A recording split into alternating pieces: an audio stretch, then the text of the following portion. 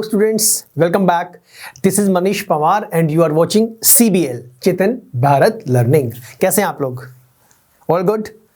चलिए अच्छी बात है। So आज हम स्टार्ट करेंगे अपना 14.1। In our previous lecture I told you कि इस चैप्टर में मेनली है क्या, इसमें जो बेसिक जिस पे मेनली 14.1 अपनी बेस्ड है वो हम लोगों ने डिस्कशन किया था। यस और नो? मैंने कहा था कि क्या इंपॉर्टेंट है क्या इंपॉर्टेंट नहीं है, वो सारी पहलुओं पे हम लोगों ने बात की थी। और आज हम लोग अपनी 14.1 स्टार्ट करने वाले हैं। ये लगा लो स्टैटिस्टिक्स आपका काफ़ी इजी चैप्टर है फर्स्ट ऑफ ऑल, और आपका स्कोरिंग चैप्टर है, ठीक है ना। एक हमारा वो एरिया वाला था जिसके बारे में हम लोग बात कर रहे थे, मेंसुरेशन वाला हमारा, वो भी इंपॉर्टेंट था। हम लोगों ने वहाँ भी काफ़ी डिटेल वे में डिस्कशन किया था। सेम वे में हम कल थ्योरेटिकल लेक्चर कर चुके हैं जिस पे 14.1 बेस्ड है। और आज यहाँ से बताऊंगा कौन कौन से इंपॉर्टेंट क्वेश्चंस होंगे, वो साथ साथ टिक करिएगा। किसी भी सूरत में इस चैप्टर को नहीं छोड़ना है, कोई भी चैप्टर छोड़ना ही नहीं है, लेकिन ये इंपॉर्टेंट है। ओके चलिए let us start our first question. Have a look, ध्यान से पढ़िएगा। Question says A survey was conducted by a group of students as a part of their environment awareness program, in which they collected the following data regarding the number of plants in 20 houses in a locality. ठीक है, find the mean number of plants per house. हमें mean number of plants निकालना है। in simple way हमें average निकालनी है, हमें mean निकालना है, right? number of plants हमें given है 0 से 2 में, नंबर ऑफ हाउसेज 1 है। एक हाउस ऐसा है जिसने 0 से 2 प्लांट उगाए, 2 घर ऐसे हैं जिन्होंने 2 से 4 प्लांट्स उगाए, एक घर ऐसा है जिसने 4 से 6, मतलब एक घर ऐसा है जिसने 4 से 6 के बीच में प्लांट्स उगाए। इसी तरह से 5 घर ऐसे हैं 6 से 8 प्लांट उगाए एंड सो ऑन। और एंड में ये भी पूछा गया है which method did you use for finding the mean and why. हम लोग यहाँ पे सबसे पहली बात तो इसी का आंसर करते हैं कि मीन निकालने के लिए हम लोग कौन सा मेथड यूज करेंगे। वो हमारा है इनिशियल आपका डायरेक्ट मेथड। रीजन बिहाइंड आपके xi तो हम निकाल देंगे और fi वो आपके छोटे होने वाले हैं। fi दिखाई दे ही रहे हैं, number of houses which is frequency वो हमारे छोटे हैं। तो जब xi और fi हमारे छोटे होते हैं, स्मॉल होते हैं, in that situation we use direct method, right. Okay let us solve this. करते हैं स्टार्ट। तो इनिशियली सबसे पहला काम तो ये कि हम लोग अपना xi निकालेंगे। इसे हटा दो, ये हमने पढ़ लिया है, अभी काम का नहीं है फिलहाल ये। अब देखो क्लास, अब हमें जो नंबर ऑफ प्लांट्स गिवन है वो एक तरह क्लास इंटरवल है हमारा, राइट। 0 से 2, 2 to 4, 4, 6, 6, 8, that is our ci। अब ci हम लोगों को पहले से पता है, व्हाट इज ci, ये हम लोग पहले भी सीख चुके हैं। तो काम करते हैं, यहां लिखते हैं ci क्या है आपका 0 से 2, 2 से 4। अब ci के माध्यम से इसके बिहाफ में हमें क्लास मार्क यूज करना पड़ेगा, तभी मैं xi निकाल पाऊंगा। देखो सबसे पहले जो मेन चीज है जो आपको याद रखनी है वो ये है कि मुझे डायरेक्ट मेथड तो यूज करना है, ठीक है, लेकिन वो डायरेक्ट मेथड है क्या।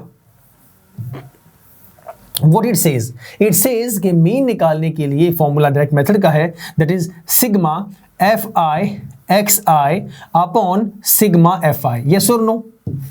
यही है ना। तो जब तक मुझे ये नहीं पता होगा मैं क्वेश्चन को सॉल्व नहीं कर पाऊंगा। सबसे पहली बात ही ये है कि आपको ये ध्यान रखना है कि what is your formula, right. Right sir, सुनना आप। ये क्यों कहा मैंने कि सबसे पहले फॉर्मूला पे जाना है, क्योंकि आपने पता लगा लिया कि आपको डायरेक्ट मेथड यूज करना है।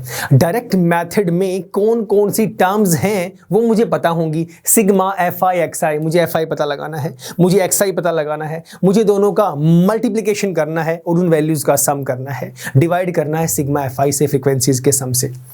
ध्यान से सुनना, इंपॉर्टेंट चीज है ये, बिकॉज नंबर ऑफ टाइम्स हम लोग परेशान होते हैं कि निकालें कैसे। ये पता है कि हम लोग ये मेथड लगाएंगे, अब करें क्या, कहाँ से निकालना, शुरुआत कहाँ से करें। तो फॉर्मूला अगर आपको पता है तो फॉर्मूला के बिहाफ पे पहले ये देखो कि मुझे इस फॉर्मूला के अकॉर्डिंग क्या क्या चाहिए, राइट। मीन निकालने के लिए मुझे यहाँ पे fi चाहिए, fi मुझे गिवन है ये फ्रीक्वेंसी। xi चाहिए, क्या xi है। सवाल उठाओ मन में कि एज पर फॉर्मूला क्या गिवन है और क्या हमें निकालना है, राइट।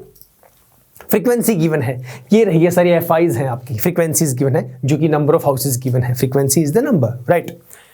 xi है क्या, नहीं है, क्योंकि आपको ci गिवन है तो मुझे xi निकालना पड़ेगा, जिसके लिए मैं क्लास मार्क वाला फॉर्मूला यूज करूंगा। अपर limit plus lower limit by 2 बताई थी मैंने ये चीज़, अपॉन सिग्मा एफ आई तो है, इन सबका सम कर देंगे, सिग्मा एफ आई आ गया। सिंपल सी कहानी। तो पहले जो गिवन है सी आई वो लिखिए, फिर निकालिए आपका क्लास मार्क, इसे हटाते हैं, थोड़ा साइड में करते हैं, स्पेस बचेगा हमारे पास, राइट। एक्सक्यूज मी।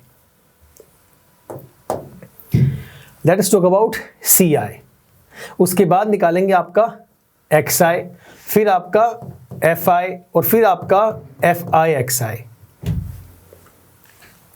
मुझे अगर पता होगा क्या क्या निकालना है तभी मैं टेबल में पहले ही अपने उतने ही कॉलम ड्रॉ करूंगा, बाद में एक्सटेंड कर सकते हैं, ऐसा नहीं है कि हम उस कॉलम को जो टेबल उसे एक्सपैंड नहीं कर सकते, बिल्कुल कर सकते हैं, बट इजी रहता है ताकि हमें पता रहे कि हमारे पास जो हमें शीट गिवन है आंसर शीट, उसमें मैं कितनी लाइन्स लगाऊं। अदरवाइज फिर बाद में क्या करते हैं, पहले लगा दी 3 लाइन, फिर उसे रब करते हैं या नेक्स्ट नीचे फिर ड्रॉ करते हैं, वो थोड़ा सा एक अच्छा नहीं लगता, इसीलिए मैं बता रहा हूँ ये चीज़ें।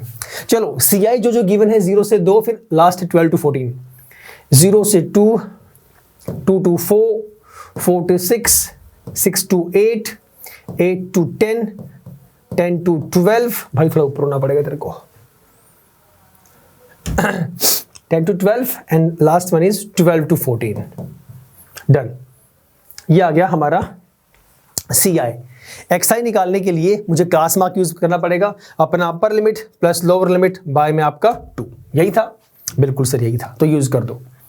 ये टेबल अपना स्केल से बना देना, आप गलतियां मत करना, मेरा स्केल मेरी उंगली है लेकिन आपका स्केल आपका रियल स्केल होगा, okay. Lower limit 0, upper limit 2, 0 plus 2, 2 का 2 मतलब 2 का हाफ 1 होगा, 2/2 इज 1, तो एक्स आई आ गया आपका 1। अगले में 2 प्लस 4, 6, 6/2 इज 3। अब मेरी बात सुनो ध्यान से। अब हर बार ये नहीं करना, ध्यान से सुनना, मेथड वही है, कहानी वही है, कंक्लूजन वही निकलेगा। What I am trying to say कि बार बार ये नहीं करना कि आप करेंगे upper limit plus lower limit by 2, 6 plus 4 10/2, 8 plus 6 14/2, ऐसे नहीं करना बार बार, टाइम कंज्यूमिंग है।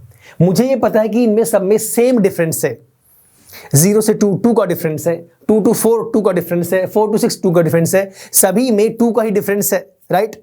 तो यहां पर जो एक्स आई आएगा ना, उन सभी में भी 2 का ही डिफरेंस होगा, जो डिफरेंस यहां होगा वही डिफरेंस यहां होगा, समझ गए। पहले 2 निकाल लो, पहला निकाला 1, दूसरा निकाला 3, उसके बाद नेक्स्ट क्या होगा, 2 का difference 5, then 7, then 9, then 11 and so on. आप चेक भी कर सकते हैं, एक ही बात है, इससे टाइम सेव होगा हमारा। Excuse me. अब देखो, मैं आपको साथ साथ कॉन्सेप्ट तो बता ही रहा हूं कि भाई एक्स आई निकालने के लिए फॉर्मूला क्या यूज करना है, साइड बाय साइड ये भी बता रहा हूं कि हाँ आप ऐसे भी कर सकते हैं, जिससे कैलकुलेशन आसान होगी। कॉन्सेप्ट का कॉन्सेप्ट, क्वेश्चन का क्वेश्चन, दोनों चीजें सॉल्व हो रही हैं, राइट। ठीक है सर, राइट। आओ फिर 1 3, नेक्स्ट मैंने बताया 5, फिर मैंने बताया 7, फिर 9, फिर 11, फिर आपका 13। आप अपना चेक भी कर सकते हो, ये एंड वाला चेक कर लो, 14 + 12 26 का हाफ 13, राइट। अब आ जाओ एफ आई के पास। एफ आई तो हमें गिवन है, ये तो आसान है। एफ आई कितना है, नंबर ऑफ हाउसेज 1, देन 1 2 1 5 6 1 2 1 5 6 2 3, ये आ गया 2, ये आ गया 3, ठीक है। तो हमारे पास ये वैल्यूज आ गई। अब मुझे क्या चाहिए, एफ आई एक्स आई।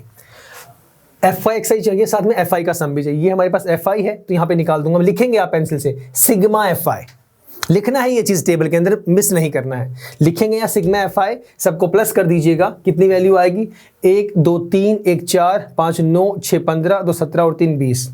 ये सिग्मा एफ आई आपका आ गया 20। अब पहले एफ आई एक्स आई निकालो, ये रहा एफ आई, ये रहा एक्स आई।